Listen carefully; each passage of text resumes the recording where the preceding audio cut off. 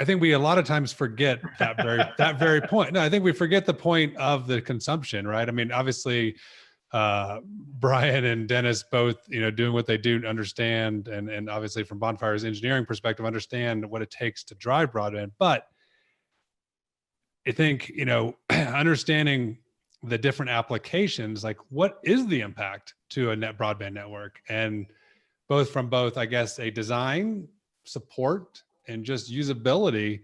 When we start using, Zoom, of course, they love their stock price because we talk about it all the time, but from Zoom to Teams to, I don't know, Libby, what other programs that schools use, but like now that we're using all these applications, what does that actually technically do to a network?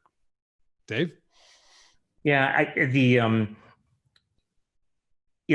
video quality, if you're watching a movie that's in the downstream direction, that's several meg up to 10 or so, and that generally is in place for people who have broadband, just because most people are watching video. But lots of the service plans have a much lower upstream rate. Many have just even 1 meg upstream. And I think kind of a minimum, 1 meg is pretty iffy video. They can rate shape it down, but that's kind of a little bit glitchy. A lot of people, as Dennis mentioned, like a 3 meg upstream is probably fine for one person, but if you get a couple on there, you're hurting. But many of the higher tier service plans are really fine for education. You don't need to have real high resolution. But I guess even what I'm seeing, with naming themselves Reconnecting, that a lot of the students will just not have their video on, which is, if it's their video in their home and you're seeing it, it's obviously an upstream bandwidth burden on their service at their home. So I guess but if you think about it, and maybe Mr. Worthen, think about the difference between fiber and not fiber, DSL, right? Like we talk about broadband more generically, but the reality is there's a huge difference between fiber and DSL, right? The ability, at least the broadband, the speed abilities, right? Yeah, it's dramatic. The fact of the matter is, networks right now have been built in a trunk and branch fashion. So every community has a trunk line to it and then branches out to the different subdivisions and businesses and and whatnot in the area, and school. And every one of those points is a choke point. And I don't care if the technology is DSL. Fiber is less susceptible. It's the least amount of susceptibility. Wireless has this, cellular has this, satellite actually has the same kind of issue.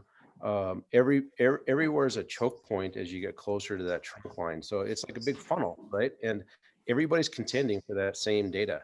And how do you order when you're looking at moving? So I was in Pagosa Springs, Colorado in April, and talking to a builder, and he said, I've sold these 2 houses and sight unseen.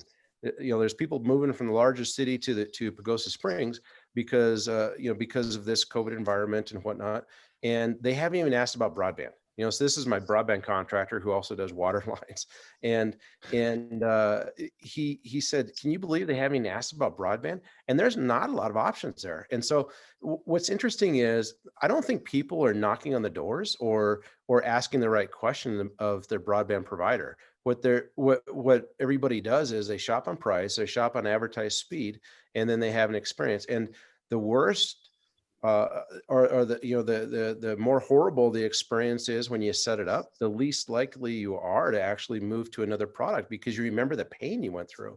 And so look at the limitations of the networks and how they're built, and how larger companies don't worry about how this trunk and branch design works, and things to correct that.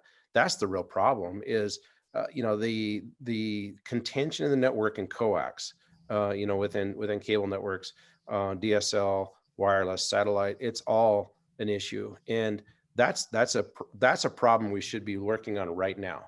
I know, like in our case, and I think I've talked about this previously, we spend a huge amount of money on redundancy and extra paths. And we started down this route about 4 or 5 years ago, and we have every community on a redundant path. And that takes away some of that trunk and branch environment, because you can have certain portions of a community going through one node and, or one trunk and another trunk, and split that. But it comes down to provider responsibility, because everybody's sending their check. What's the provider doing with it? Are they actually engineering it?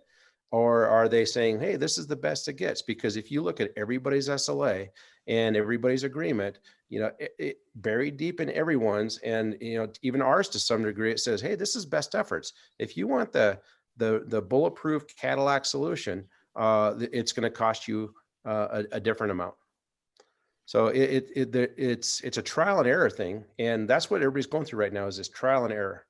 And we saw a huge migration to our broadband product from DSL during this. And the next phase of that migration is to fiber, but fiber is not available everywhere. And Dennis, obviously, given what Longmont's doing with Nextlight, clearly fiber is a priority.